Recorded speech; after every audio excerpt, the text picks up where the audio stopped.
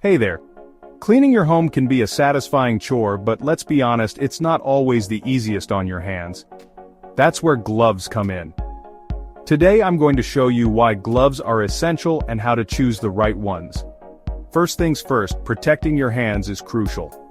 Think about all the chemicals and grime you come into contact with. Without gloves, those harsh cleaning agents can dry out your skin, cause irritation, and even lead to allergic reactions. Now, let's talk about types of gloves. For most household tasks, you'll want to go with durable, reusable rubber gloves. They're perfect for dishwashing, scrubbing, and even those deep cleaning days. Make sure they fit snugly but comfortably. Too tight and you'll feel restricted. Too loose, and they might slip off. Got a big mess to tackle? Go for heavy-duty gloves.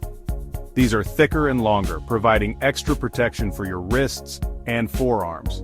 Perfect for handling strong chemicals or really dirty jobs. For light dusting or quick cleanups, disposable gloves are your best friend.